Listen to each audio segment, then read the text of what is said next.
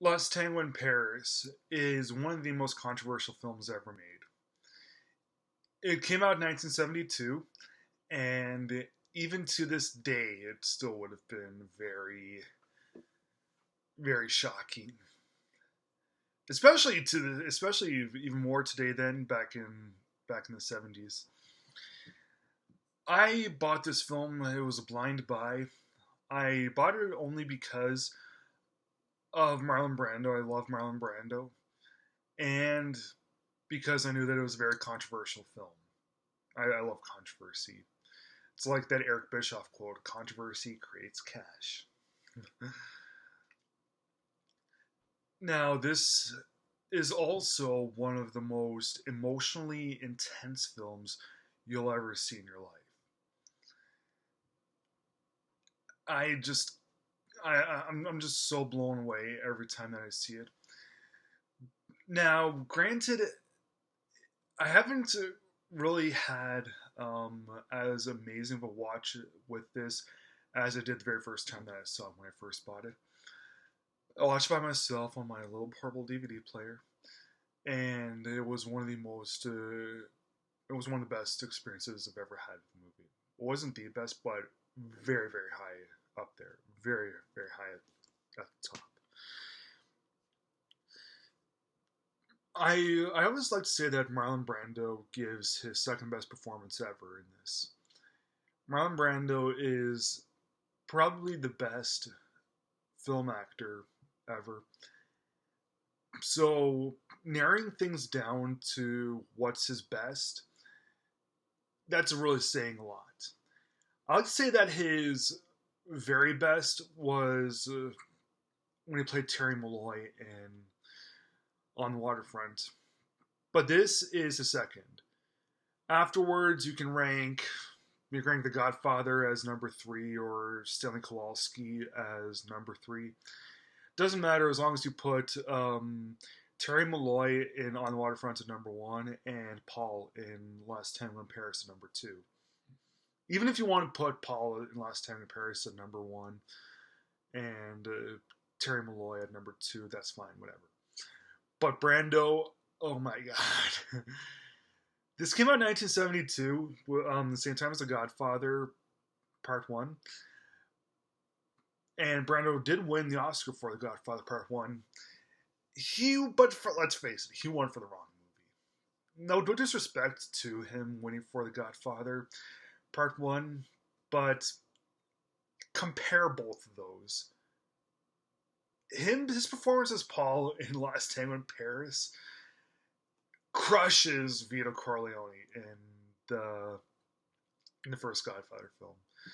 Now, obviously, he is better. I mean, obviously, the film The Godfather Part One is better than Last Tango in Paris, but isolated to the performance alone, Paul all the way, no question about it, bar none.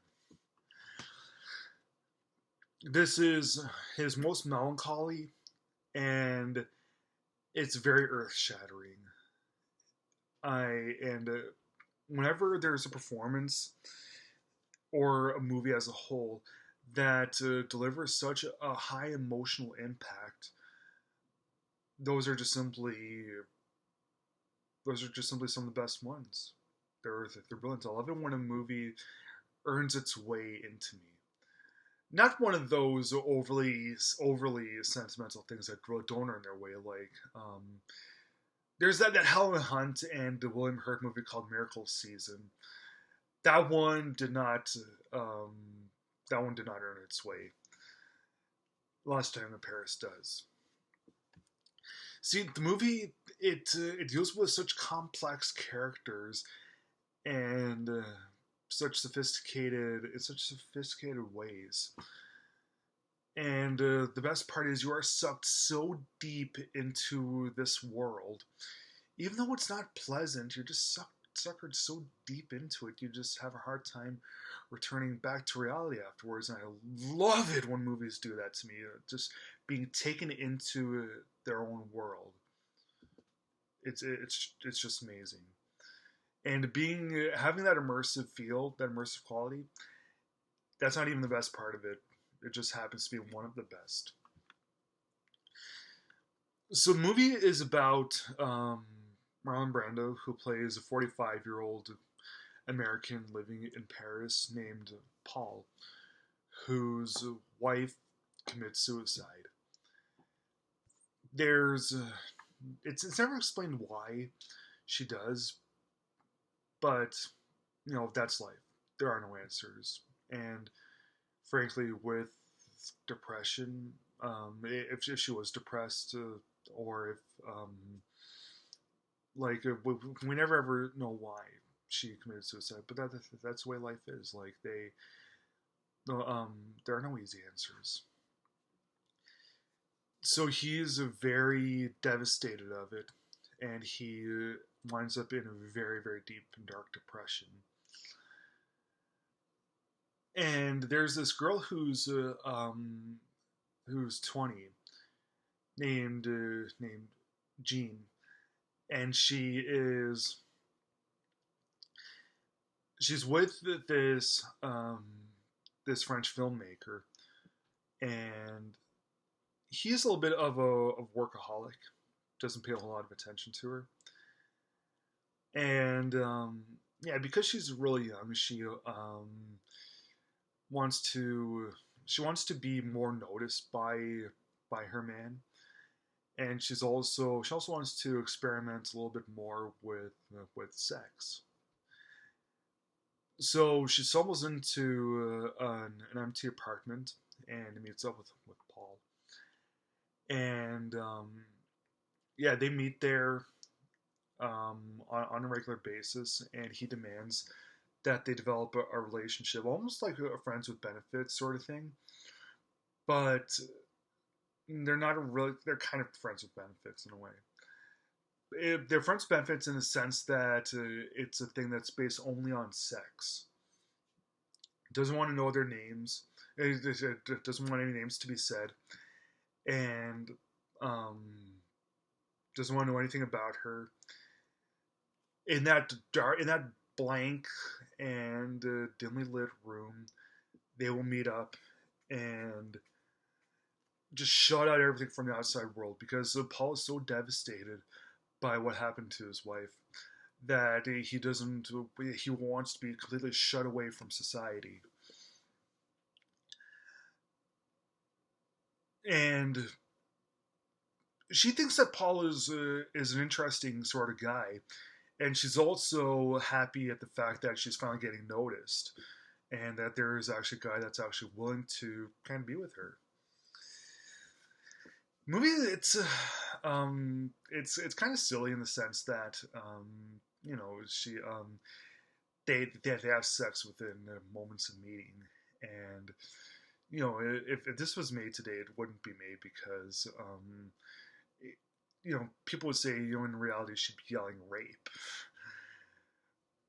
But okay, maybe that is true, but the way that it's presented in this film, each character is so complex that even though it's very everything that happens in the film, like early on, is very consensual, you still end up thinking that I believe that that's the way that she would react. That does seem like something that she would do, and it's very realistic too, the way that everything all happens. So after some time together, she doesn't really. She started not to like being with Paul anymore. He's very he is controlling, and he's very, very sad, and he's just so devastated at his wife's suicide that he just can't get um he just can't nothing good's ever gonna happen, and it's just such a sad sort of thing. And yeah, uh, um the whole relationship between her and her boyfriend, the filmmaker guy, that's also quite interesting. But yeah, it's really Marlon Brando's show. The movie, it has been criticized for this rape scene that happens in it, that director Bernardo Bertolucci told Brando to do, but never actually consented with Marie Schneider, who plays Jean. And yeah, she was very scarred for life after that scene. And yeah, that's it's just because Bertolucci wanted a very genuine reaction to her. But yeah, it came with a price, and that wasn't a really good move on his behalf.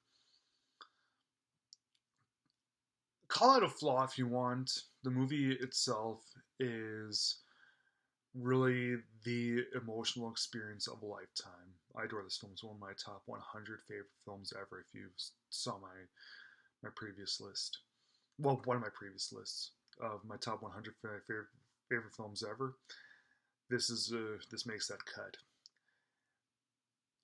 It is a truly amazing film. I'll never forget my first time watching it, and every time I do that I have seen it since, I'm just blown away by it utterly. 4 stars.